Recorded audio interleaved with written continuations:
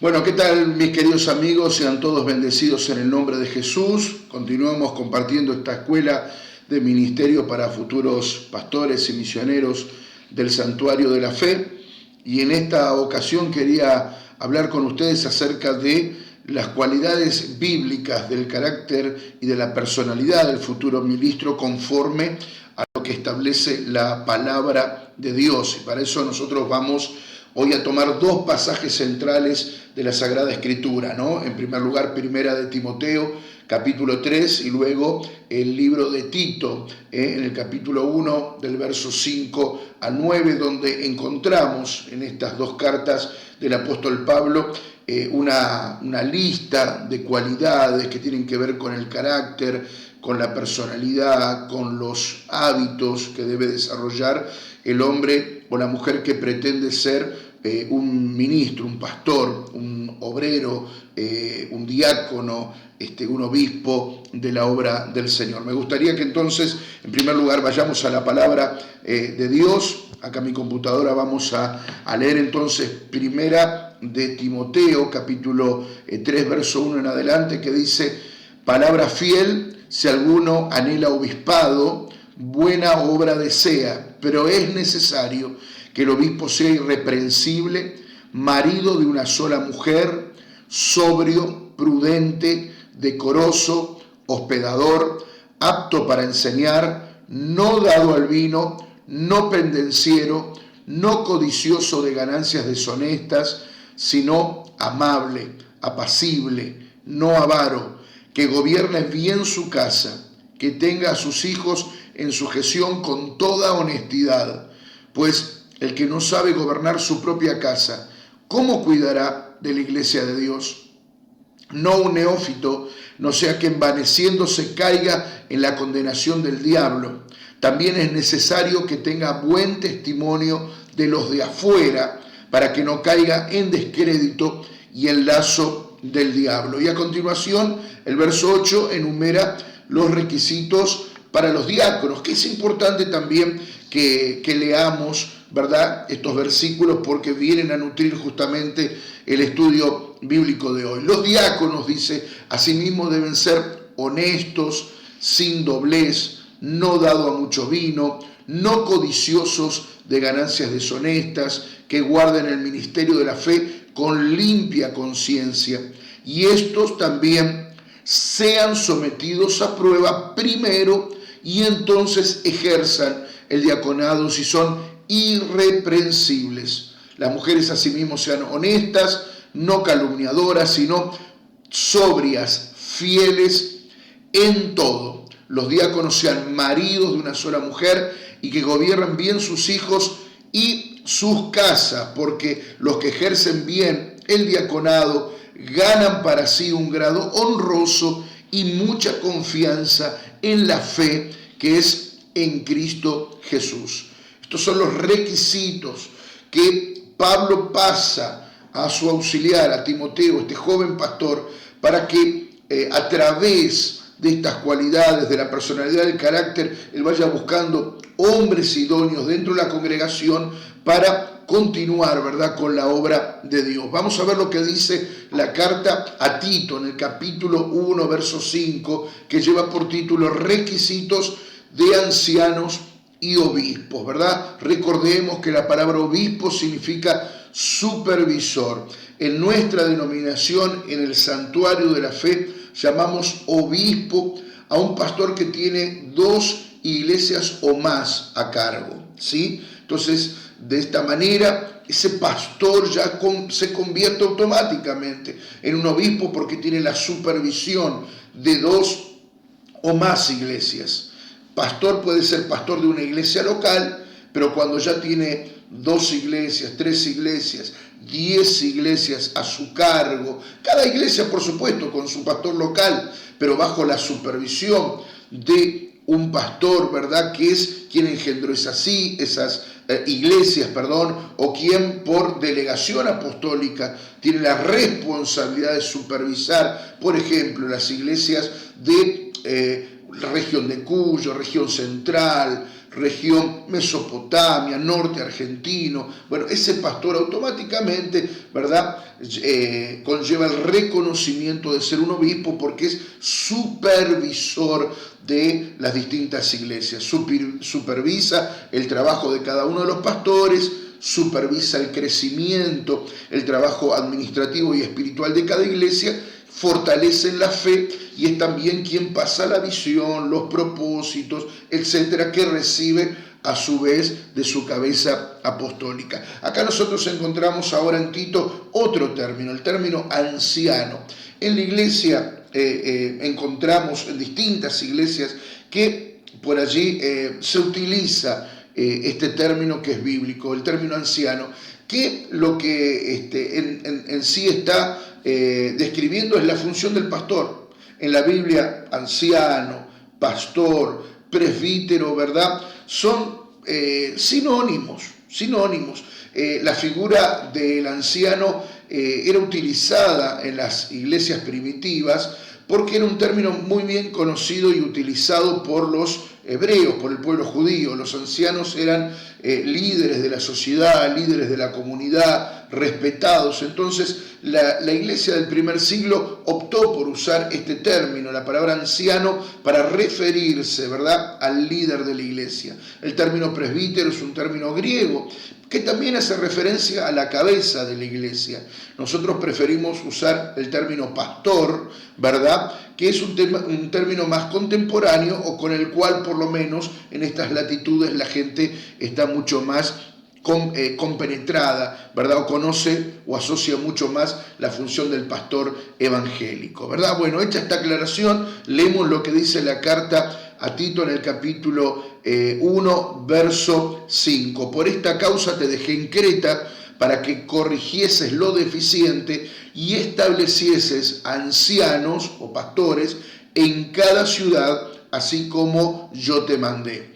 El que fuere irreprensible, marido de una sola mujer, y tenga hijos creyentes que no estén acusados de disolución ni de rebeldía, porque es necesario que el obispo sea irreprensible como administrador de Dios, no soberbio, no iracundo, no dado al vino, no pendenciero, no codicioso de ganancias deshonestas, sino hospedador, amante de lo bueno, sobrio, justo, santo, dueño de sí mismo, retenedor de la palabra fiel, tal como ha sido enseñada, para que también pueda exhortar con sana enseñanza y convencer a los que contradicen, porque hay aún muchos contumaces, habladores de vanidades y engañadores, mayormente los de la circuncisión, dice la palabra de Dios. Entonces, nosotros encontramos en la primera carta a Timoteo en el capítulo 3 y en esta carta a Tito en el capítulo 1, verso 5, las cualidades del carácter y de la personalidad del hombre o de la mujer de Dios. Y para su mejor estudio, yo dividí, o agrupé, mejor dicho, estas cualidades en 7 grupos distintos, que a medida que vayamos avanzando en este estudio ustedes van a comprender bien, ¿verdad? Entonces, agrupamos las características, mezclamos lo que dice Timoteo, lo que dice Tito, y vamos agrupando características similares en distintos grupos para su mejor estudio. El primer grupo yo le llamaría la cualidad de la buena reputación. Pablo habla de que el hombre de Dios tiene que tener una buena reputación. Esto habla de cómo nos ven, qué dicen de nosotros los demás, cuál es la opinión que otras personas tienen acerca del obispo o del pastor. Tener una buena reputación, ¿verdad? El segundo grupo tiene que ver con el autocontrol. Las características que menciona Pablo allí en estas cartas tienen que ver con el autocontrol, es decir, con los límites que el pastor tiene que saber ponerse a sí mismo, con este dominio propio, autocontrol, ¿verdad? El hecho de ser su propio líder, de poder manejar su vida y manejar su carácter. El tercer grupo de cualidades, yo le llamaría las cualidades de un valor santo, de valores santos. ¿Cómo soy cuando nadie me ve? Agrupamos entonces las características en este tercer grupo, ¿verdad? En el grupo de los valores santos. ¿Cómo soy cuando nadie me ve? Soy una persona que practica la santidad, soy una persona amante de lo bueno, soy una persona que no es avara, que no es codiciosa, una persona que es de una sola faz, de una sola cara. Eso es lo que Dios busca del hombre de Dios. El cuarto grupo tiene que ver con tener un buen corazón, una buena disposición. Allí entran las cualidades que acabamos de leer: ser amable, ser apacible, ser hospedador. Son las cualidades que tienen que ver con el buen corazón del ministro, ¿verdad? El quinto grupo tiene que ver con un hogar saludable. Fíjense ustedes que hemos leído también cualidades, ¿verdad?, que tienen que estar presentes en la personalidad del ministro, que tienen que ver con su hogar, con un hogar saludable, porque en definitiva, como acabamos de leer, la familia, el hogar es la primer congregación. Quien no puede gobernar su propia casa, ¿cómo va a gobernar la casa de Dios? Por eso San Pablo nos advierte de que el ministro de Dios tiene que ser marido de una sola mujer, tiene que gobernar bien su casa, tiene que ser el sacerdote de su casa, tiene que tener a sus hijos creyentes y tenerlos en sujeción, ¿verdad? Es decir, la familia, el hogar, los hijos, la casa, tienen que ser un buen ejemplo y tienen que ser un espejo en el cual otros hogares se vean reflejados. Si no, difícilmente pueda enseñar, corregir, pueda ejercer, ¿verdad?, el don de la maestría desde el altar y desde el pastorado. El sexto grupo yo le llamo una fe madura, ¿verdad? La palabra de Dios dice que el pastor, el aspirante a pastor, tiene que tener una fe sólida, una fe madura. No puede ser un neófito, ser una persona que recién está empezando, que recién está dando sus primeros pasos en la fe. Tiene que ser sometido a prueba, tiene que tener una limpia conciencia, tiene que ser retenedor de la palabra genuina, ¿verdad? Tal como la aprendió, fiel a las enseñanzas que aprendió, y tiene que ser capaz de enseñar con autoridad y convencer a otras personas. Y por último, el séptimo grupo yo le llamo el de la seriedad. Un ministro de Dios tiene que ser una persona seria. ¿Cómo soy frente a otros? Eso tiene que ver con mi seriedad. Soy apto para enseñar, soy sobrio, prudente, justo, ¿verdad? Esas son las características que hacen a una persona seria, a una persona respetable. Entonces, amalgamamos las dos cartas que hemos leído, primera de Timoteo 3 y Tito capítulo 1 versos 5 en adelante, mezclamos esas cualidades y obtenemos estos 7 grupos de cualidades, ¿verdad? 7 demandas para un ministro de Dios. Tiene que tener buena reputación, tiene que tener autocontrol, tiene que tener valores santos, tiene que tener un buen corazón, tiene que tener un hogar saludable, tiene que tener una fe madura y tiene que ser una persona seria, ¿sí? Ahora comenzamos a ver entonces pormenorizado cada uno de estos puntos, qué significa y cuál es el alcance para nuestra vida. En primer lugar, veíamos que el ministro de Dios tiene que tener buena reputación. Esto significa cómo nos ven otros, ¿sí? ¿Qué dicen otros de nosotros? Y dentro de este grupo buena reputación nos encontramos con estas cualidades: ser irreprensible, tener buen testimonio de los de afuera, ser decoroso y ser honesto, ¿sí? Ser irreprensible, ¿qué significa esto? Ser irreprensible significa tener una buena conducta en lo moral, en lo ético, en lo familiar, en lo espiritual, ¿verdad? Tener una buena conducta. Es decir, que no haya observaciones que nos tengan que hacer, ¿verdad? Que el ministro, el hombre de Dios, la mujer de Dios, no tenga de qué ser acusado. de que ser reprendido, ¿verdad? Que nadie tenga que juzgar, que señalar. ¿Significa esto que tenemos que ser perfectos, que tenemos que ser muñequitos de torta, que no tiene que haber error alguno en nosotros?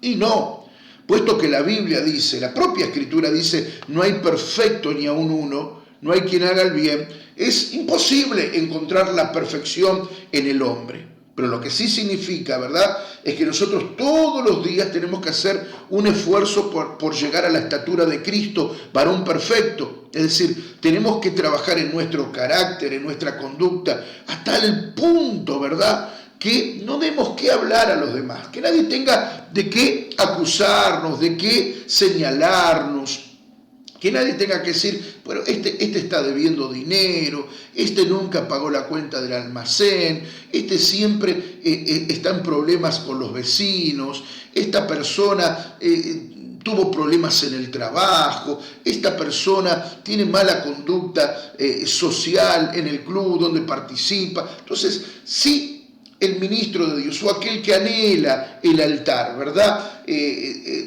Atrae como un imán el señalamiento, el juzgamiento, es porque hay áreas de su vida, de su carácter, todavía que tienen que ser pulidas, ¿verdad?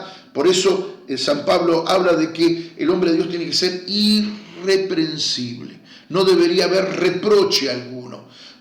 Hay gente que va a juzgar, por supuesto, hay gente que va a hablar mal, hay gente que siempre va a condenar, hay gente que va a tirar piedra al árbol que dé fruto. Bueno, pero como dijo Jesús, bienaventurado cuando hablen toda cosa mala acerca de vosotros mintiendo. Ahí somos bienaventurados. Si la gente miente, si la gente inventa historias, si la gente por envidia, por maldad, ¿verdad?, le imputan a usted algo que usted no hizo, 3 veces feliz. Bienaventurado, dichoso. Ahora, dar motivo es otra cosa. Dar motivo es otra cosa. Y por ahí hay obreros, hay hombres de Dios, mujeres de Dios, ¿verdad?, que todavía no tienen su carácter pulido, su boca santificada, y por allí dan motivos a que la gente acuse, que la gente reprenda, o que quizás nuestras propias autoridades espirituales tengan que estar 2 por 3 marcándonos los errores. Algo está fallando allí, porque el apóstol Pablo dijo que el hombre de Dios tiene que ser irreprensible, y yo no puedo bajar la vara, ¿verdad? Yo siempre digo, cada vez que tengo oportunidad, la vara de los requisitos que la Biblia presenta para un hombre de Dios son muy altos, son muy altos. Somos nosotros los que a veces diluimos las normas, somos nosotros los que a veces bajamos un poquito la vara porque no podemos llegar, o como dice el refrán, hacemos la vista gorda, bueno, creyendo que el tiempo va a cambiar las cosas. Pero si nosotros nos ajustamos realmente a la palabra de Dios, la vara es muy alta para calificar para el ministerio, para calificar para el altar, para realmente ser un hombre, una mujer de Dios. Los requisitos son profundos, la vara es muy elevada. Y una de ellas es esta, ser irreprensibles. Ahora, si tu pastor a cada rato te tiene que marcar tu conducta, algo está fallando. Si el pastor a cada rato te tiene que llamar por tu uniforme, por tu forma de vestir, porque ahí hay un desacato, porque ahí hay una rebeldía, porque ahí hay una tosudez, sí, el pastor me lo dice, pero yo tengo ganas de vestirme así, o yo tengo ganas de llegar a esta hora. Y el pastor, tu pastor, permanentemente tiene que estar marcándote esas informalidades. Algo no está bien en el carácter y está faltando entonces el ser irreprensible. Y eso te puede dejar afuera del ministerio. Puede hacer que no califiques para el ministerio. Porque el hombre, la mujer de Dios tiene que ser irreprensible, ¿verdad? Que tu autoridad espiritual, que tu obispo, que tu pastor diga, la verdad yo no tengo nada que decir de este obrero, nada que decir de este diácono, nada que decir de este auxiliar, de este futuro pastor, porque cuando yo doy una consigna la cumple, cuando yo mando a hacer una visita la hace, cuando yo digo que tenemos que estar a tal hora, ese obrero ya está 15 minutos antes. Cuando nos ponemos de acuerdo cuál es el uniforme que tenemos que utilizar, siempre está impecable, porque el resto de la congregación, el resto del cuerpo de los obreros, no tiene problemas con esa persona, es una persona que se lleva bien con todos, que su carácter no genera roces, antipatías. Entonces ahí se está convirtiendo en una persona irreprensible. Irreprensible, el pastor no tiene nada que decir, la gente no tiene nada que decir, ¿verdad? Los que observan su caminar dicen, es un ejemplo, tiene una conducta respetable, es irreprensible. Es irreprensible. Entonces esa persona ya está empezando a calificar para el ministerio. Luego dice, tener un buen testimonio de los de afuera.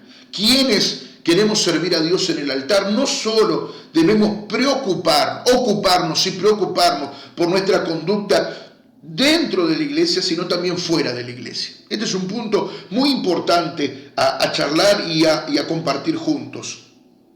Porque, claro, dentro de la iglesia, por ahí todos tratamos de calificar, tratamos de llevarnos bien con todos. Dentro de la iglesia nos comportamos bien. Dentro de la iglesia es todo gloria a Dios, aleluya, amén. Cantamos, oramos, adoramos, nos arrodillamos, damos nuestra ofrenda, ponemos la carita de santo, levantamos las cejas como que somos buenas personas.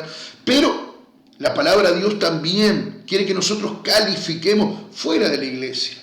Tener un buen testimonio de los de afuera. ¿Qué significa esto?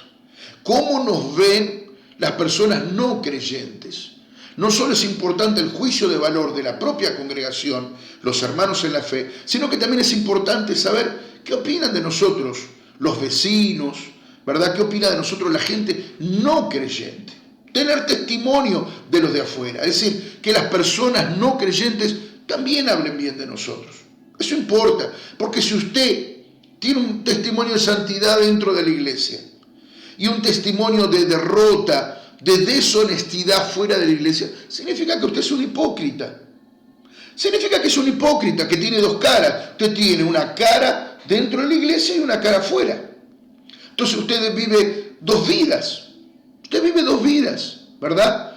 Usted no es una persona íntegra, porque una es la forma en que usted se conduce dentro de la iglesia y otra es la forma en que usted se conduce fuera de la iglesia. Dentro de la iglesia usted es un santo, fuera de la iglesia usted tiene problemas con los vecinos, tiene problemas con los comerciantes, tiene problemas con la suegra, tiene problemas con los parientes no creyentes. ¿Y cuántos hay, verdad? ¿Cuántas personas hay, infelizmente, que tienen problemas con los no creyentes? Ah, pastor, no, porque yo con mi suegra no me llevo bien, yo con mis cuñados no me llevo bien, con la familia no me llevo bien, porque ellos son todos diablos, son todos incrédulos. Como yo soy creyente, yo soy superior, yo soy mejor, yo estoy por encima. Ese es su problema. Ese es el problema de muchos, ¿verdad? Creer que espiritualidad es sentirse mejor que el otro. Y no es así. Usted tiene que, tener comunión, ¿verdad? Quizá no va a tener una afinidad plena como tiene con otros creyentes dentro de la iglesia, pero usted se tiene que llevar bien con sus suegros, con su familia política, con sus cuñados, con la familia. Usted tiene que ser respetuoso, tiene que ser una persona querible, que su familia política, que la familia incrédula diga, quizás, no está tanto tiempo con nosotros, pero cuando está con nosotros nos hace sentir cómodos, nos hace sentir bien, nos habla con amor, nos habla con respeto, no nos quiere imponer su criterio, no nos mira desde arriba, ¿verdad? Que usted pueda ganar a su familia, que el día de mañana ellos lleguen al conocimiento de Dios, no porque usted le haya abierto la Biblia, porque usted le haya predicado, sino por su conducta. Al ver que usted es una persona honesta, una persona querible, una persona dócil, una persona de buen humor, de buen carácter, una persona que abre el corazón hacia la familia, ellos puedan tener un buen testimonio de usted. Eso es importante. El hombre de Dios que se va a subir a un altar, que va a predicar, tiene que tener cuidado, ¿verdad?, de que su testimonio fuera de la iglesia también sea intachable, ¿verdad? Porque son esas personas que están afuera las que tienen que venir dentro de la iglesia. Porque ¿de qué le sirve a un ministro, ¿verdad?, dentro de la iglesia, dentro del corral de las ovejas, hablar lindo, si no puede ganar un alma allá afuera? Se supone que el pastor, ¿verdad?, tiene que ser un ejemplo en su comunidad, en su barrio, en su cuadra, en el ámbito donde se mueve. Tiene que tener un testimonio de victoria. Yo siempre enseño y digo, ¿verdad?, aquel que sirve a Dios no puede tener un testimonio de derrota, tiene que tener un buen testimonio de los de afuera. Imagínese, usted está sirviendo a Dios como obrero, como evangelista, como diácono, como futuro pastor, como auxiliar, y usted tiene un testimonio de derrota. En el barrio todo el mundo le conoce a usted como la persona que siempre vive enferma, ¿verdad?, siempre quejándose por sus dolores, siempre contándole a todas las personas con que se cruza que usted gasta mucho en remedios, que usted ya no sabe qué hacer. ¿Qué opina esa persona? Esa persona que le está escuchando a usted. ¿Usted cree que va a llegar a la iglesia de esa manera? Si usted, que es el referente, usted es la persona que supuestamente está escalafonando para servir a Dios en el altar, está dando un testimonio de derrota. ¿Cómo va a llegar a la iglesia su vecino si 2x3 ve el patrullero en la puerta, o escucha los gritos, o escucha las discusiones, o tiene que venir un asistente social porque los niños están desnutridos, porque están mal alimentados, porque hace una semana que no van a la escuela, porque están todo el día en la calle, porque están sucios, ¿verdad?, porque su hogar está desalineado y por ahí tuvo que llegar la municipalidad, el gobierno, el patrullero, la policía?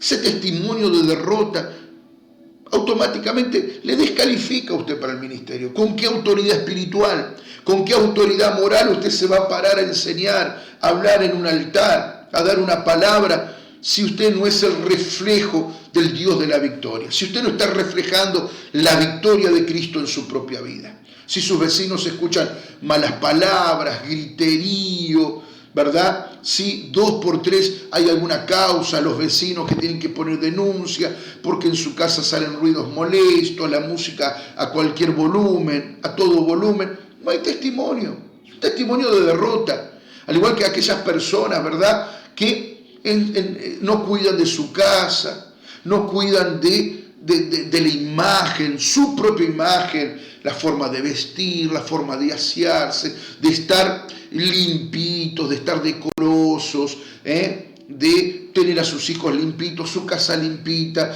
¿verdad?, el pasto bien cortado, el jardín bien cuidadito, el frente de la casa lo más arregladito posible. Yo no estoy hablando de que usted compita con nadie, de que usted pretenda tener la casa más linda del barrio por soberbia, por orgullo. No estoy hablando de eso. Estoy hablando de una vida que refleje la presencia de Dios. Porque donde está Dios no puede haber derrota. Porque donde está Dios no puede haber miseria. Porque donde está Dios no puede reinar la enfermedad. Porque donde está Dios, ¿verdad?, el ambiente no puede ser de pelea, de discusión. Entonces usted tiene que reflejar también la presencia de Dios en su casa y que la gente tenga buen testimonio, que diga, mira qué linda la casa de este creyente, la casa de este obrero, está bien pintadita, está bien cuidada. Yo sé, usted me dirá, pero pastor, yo soy muy humilde. No tiene nada que ver, porque hay que distinguir entre humildad y miseria, o humildad y pobreza. Son dos cosas distintas. Se puede ser humilde pero honrado, se puede ser humilde pero decoroso, se puede ser humilde pero agarrar un poquito de cal aunque sea y blanquear una pared. Se puede ser humilde pero tener la ropita limpia, aunque uno la repita todos los domingos para ir a la iglesia con la misma camisa. No importa, la lavo a la mañana, la cuelgo al mediodía y la tengo lista para la tarde, ¿verdad? Humildad es una cosa, pobreza es otra cosa. Pobreza es un estado de la mente, no del bolsillo. Y hay gente que a veces justifica su dejadez con este concepto. Yo soy pobre, la mente de Gedeón. Yo soy pobre, mi padre es pobre, mi abuelo fue pobre, somos todos pobres. No se puede. No, pobreza no es un estado del bolsillo. Pobreza es un estado de la cabeza. Hay gente que es pobre de acá, ¿verdad? Porque no hace falta tener mucho para salir adelante. Dios tampoco está exigiendo que usted tenga una mansión. Yo no estoy hablando que usted tenga un chalet de 2 pisos, pileta al fondo, quincho, que tenga un auto 0 kilómetros estacionado en el garage. No estoy hablando de eso. Estoy hablando, ¿verdad? Que usted, que es una persona humilde, trabajadora, de pocos recursos, aún con eso poco que usted tiene, usted glorifique a Dios. Usted marque la diferencia. Que la gente que pase diga, mira, sabiendo que es una persona jubilada, pensionada, es una persona, un changarín, alguien que vive como cuenta propista de lo que vende, del pan que vende, de la empanada que vende, de lo que hace, aún teniendo poco dinero, pero mira, su casa siempre está limpita, su arbolito está podado, su césped está cortadito, siempre está haciendo algo, siempre está arreglando algo, ¿verdad? Tiene el buen testimonio de los de afuera, porque de esa manera usted está ganando un grado honroso, usted está ganando puntaje hacia la comunidad. No se puede separar al pastor de la comunidad. Es que muchos pastores por ahí quieren ser pastores autistas, pastores de escritorio, pastores aislados de la gente. Ah, no, yo voy a la reunión, yo hago la reunión, después entro a la oficina y se terminó mi trabajo, y yo después me subo al auto y si es con vidrio polarizado mejor. Pero el pastor que no tenga olor a oveja, el pastor que no camine su comunidad, el pastor que no sea conocido en el barrio, el pastor que no tenga buen testimonio de la gente, es decir, este pastor pasa, saluda, levanta la mano, se para a conversar, pregunta, es de testimonio en el barrio, podemos contar con él, es una persona amable, es una persona tratable. Eso va a hacer que usted como pastor de la comunidad tenga penetración, y la gente el día de mañana frente a una invitación diga, sí, yo quiero ir a la iglesia de este pastor, porque es buena persona, porque si en la calle es buena persona, seguramente que en el altar tendrá mucho que decir y mucho también que enseñarme.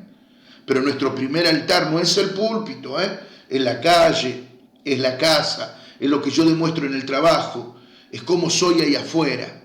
Entonces, vuelvo a reiterar, y por eso enfatizo mucho este punto, porque muchos por ahí creen que el pastorado es una función autista, ¿no? Es una función de, listo, llegué al pastorado, ahora pongo un cerco, tengo guardaespaldas, tengo obreros que me cuidan para que la gente no me mire, no me toque, no me hable. No, en el santuario de la fe no es así. Nosotros no andamos con guardaespaldas, yo no ando con guardaespaldas, yo no pongo obreros que aparten a la gente. Uno está todos los días en la iglesia atendiendo a las personas, hablando con las personas, caminando la calle, entrando a un supermercado, entrando al almacén del barrio, saludando al vecino, porque eso hace a tener buen testimonio de los de afuera, buen testimonio de los de afuera.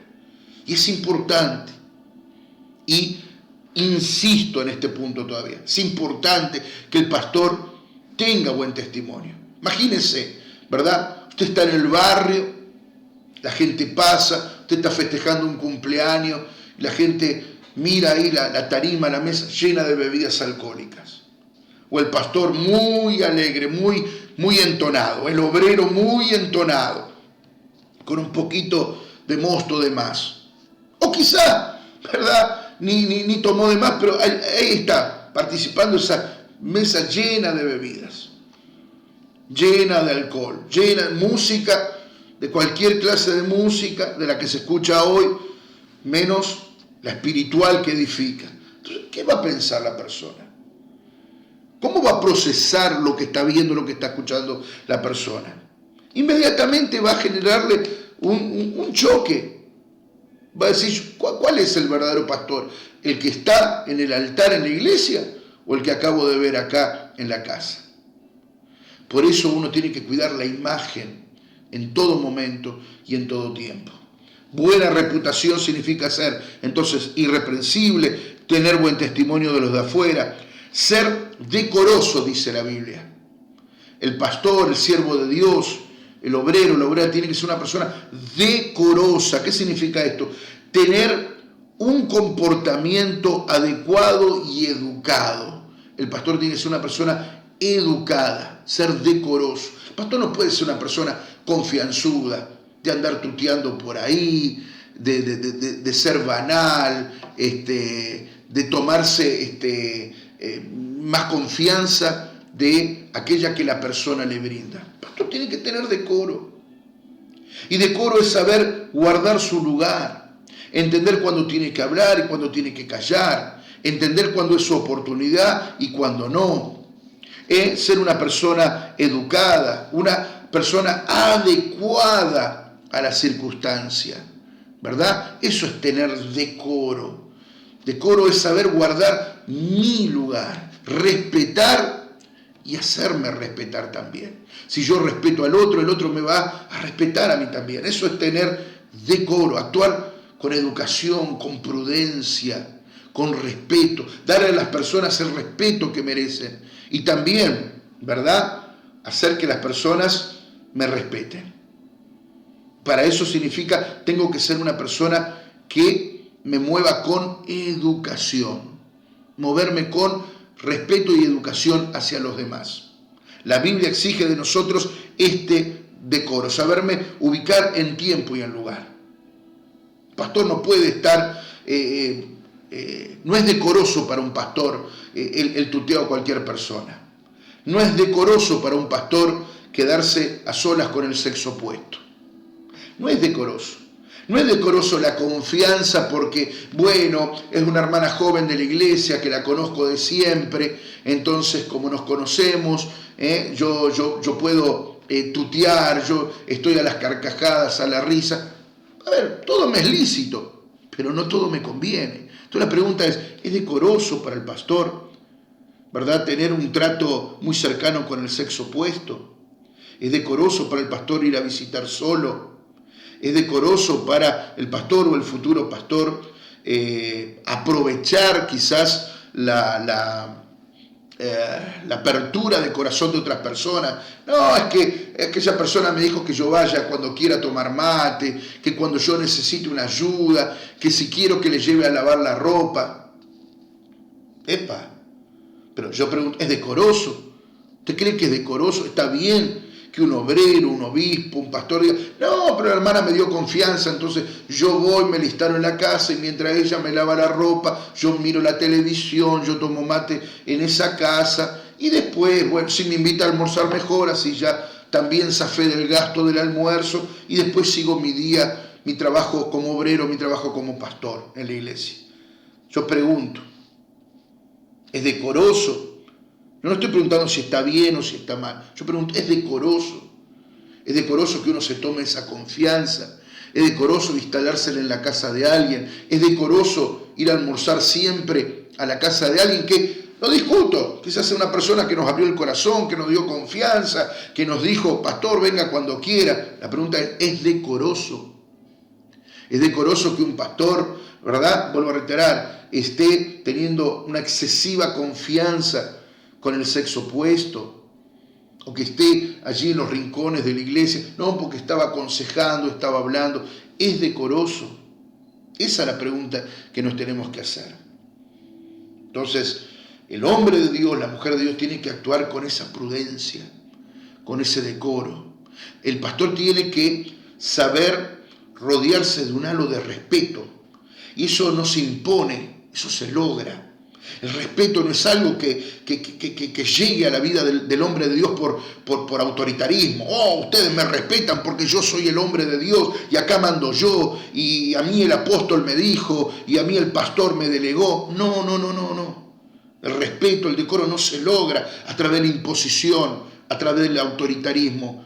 Una cosa es autoridad y otra cosa es autoritarismo. La autoridad, el halo de respeto de un hombre y una mujer de Dios se logra a través de esto, del decoro, de saber guardar su lugar, de tener educación, de tener respeto, de no tutear, ¿verdad? De no tener una confianza excesiva con los demás, de saber guardar el lugar, de saber callar, de usar las palabras justas, de que cuando uno hable con sabiduría. Qué triste, qué feo es estar parado frente a un hombre de Dios, una mujer de Dios, un obrero, ¿verdad?, que es opinólogo. Pierde el respeto, usted lo ve que se apura para hablar, y habla, y no escucha, no aprende, siempre está vendiéndose como el único producto, hablando de sí mismo, o sobre todo opina. ¿Y sabe lo que pasa con esa persona? Que cuando se topa con alguien inteligente, queda como burro, como indecoroso, Porque no es decoroso para un hombre de Dios estar opinando de todo, hablar de todo, ¿verdad? Querer quedarse con la razón, querer ser el mejor, no es decoroso. Mucho más decoro obtiene el hombre y la mujer de Dios cuando hace silencio, cuando sabe aprovechar su oportunidad, ¿verdad? Cuando habla lo justo y necesario, cuando respeta a los demás. Y justamente la vida es como un boomerang, todo lo que yo doy es lo que vuelve. Entonces, como yo respeto, los demás me dan respeto. Como yo no tuteo, los demás entonces tampoco se van a tomar de la confianza. Porque está bien, por ahí muchos dicen, no, pero nosotros estamos acostumbrados a que el pastor sea el chepibe, es mi amigo, yo lo tuteo porque tengo confianza. El pastor no está para eso, discúlpeme. El pastor no está para eso. El pastor no está para ser su amigo. El pastor no está para que usted abuse de la confianza. Ese no es el rol del pastor. Esa es la clase de roles que después trae problemas en la iglesia. Porque algunos, ¿verdad?, hacen gala de su cercanía, de su amistad con el pastor y genera la envidia y la antipatía de otros.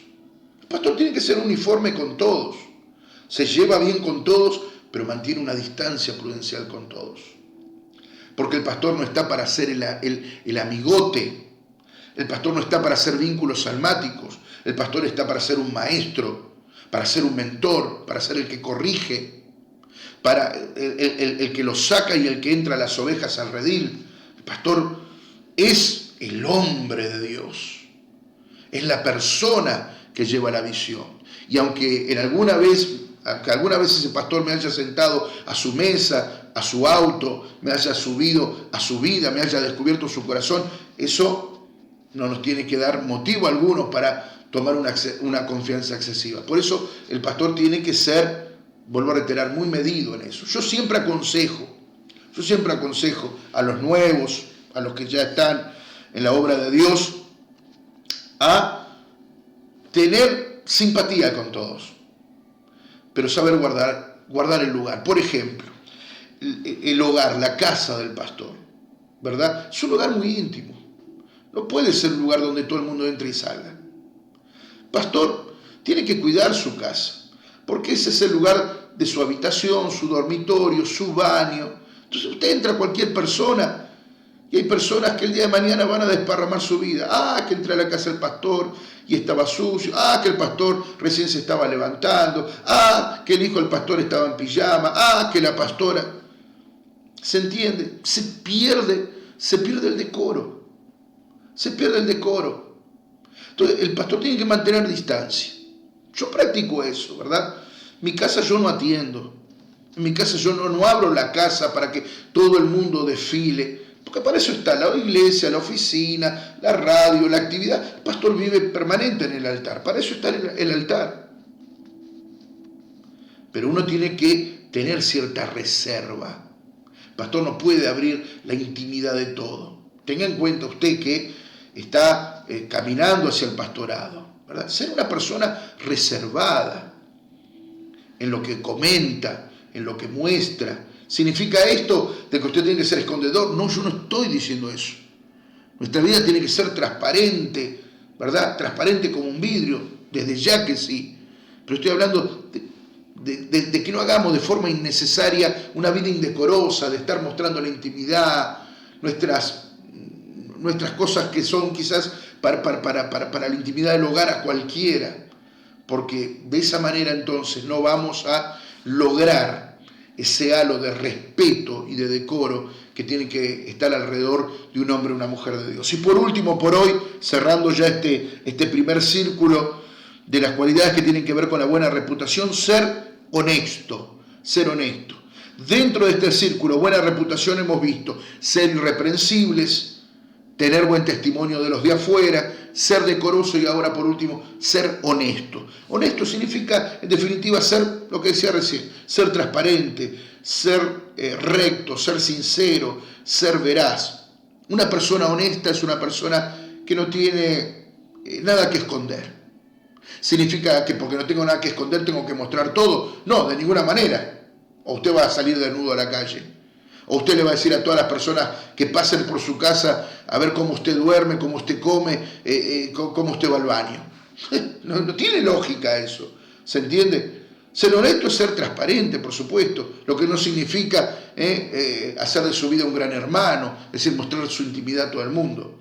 Ser honesto es eso, una rectitud de vida, una transparencia en su vida, ser veraz, ser auténtico, eso es ser honesto, ser de una sola pieza, ser de una sola cara. La honestidad se refleja a veces en los pequeños asuntos de la vida. Jesucristo mismo enseñó, el que fiel en lo mucho, el que fiel en lo poco, sobre lo mucho le pondré, dijo Jesús. ¿Sí o no? El que sabe ser fiel en lo poco, entonces Dios lo va a poner en lo mucho. Por eso, a menudo, Dios nos prueba en lo poco, para ver si somos honestos. De repente, tu patrón, el pastor, te dice, vaya con estos 1.000 pesos y compre tal cosa. La persona que es honesta sabe lo que va a hacer, va a ir, va a pedir la boleta, va a traer el vuelto e inmediatamente, no al día siguiente, en el momento, pastor o su patrón, jefe, mire, acá está, compré lo que usted me pidió, salió 700 pesos, acá está la boleta, acá están los 300 devueltos. Eso es lo que hace una persona honesta. Una persona honesta, ¿verdad? Siempre va a hablar con veracidad. Pastor, discúlpeme, usted me pidió que yo haga hoy la visita, no la pude hacer. Y no voy a poner justificativos. 1000 perdones, no pude, pero sin falta, antes que termine el día yo voy a hacer. O mañana, antes que termine el día yo voy a hacer. Eso hace una persona honesta.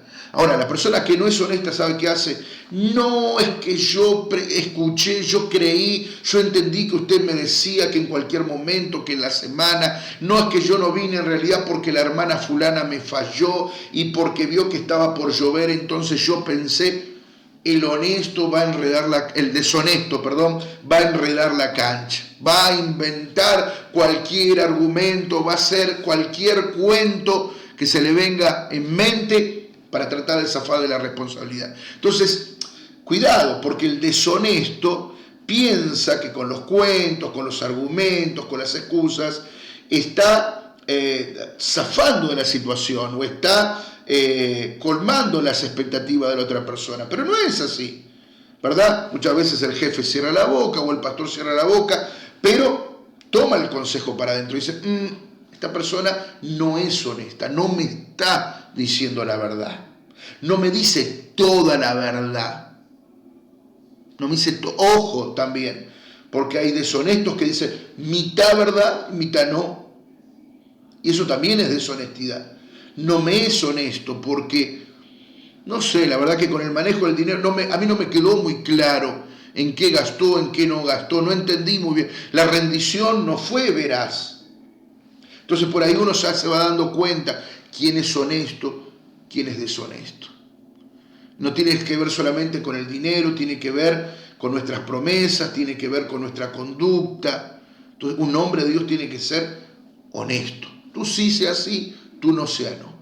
En algo fallaste, se pide perdón, ¿verdad? Y mucho mejor es reconocer los errores, porque de esa manera uno los revierte y siempre la otra persona te va a dar una nueva oportunidad. Pero esconder, mentir, ser deshonesto, buscar avanzar sobre otras personas con deshonestidad, buscar crecer económicamente o espiritualmente con deshonestidad, pasando por encima de otros, eso no es propio de un hombre de Dios. Queridos amigos, queridas amigas, ojalá que esta clase nos pueda servir a todos para trabajar en esta primer cualidad del carácter que tiene que ver con la buena reputación. En la próxima entrega estaremos hablando del autocontrol, de cómo ponerme límites a mí mismo, no a los demás, ponerme límites a mí mismo. Vamos a hablar acerca de ser dueño de sí mismos, no dados al vino, no pendenciero, no soberbio, no iracundo y sin doblez. Espero que la clase de hoy les haya servido. Nos volvemos a encontrar en nuestro próximo encuentro. Sean todos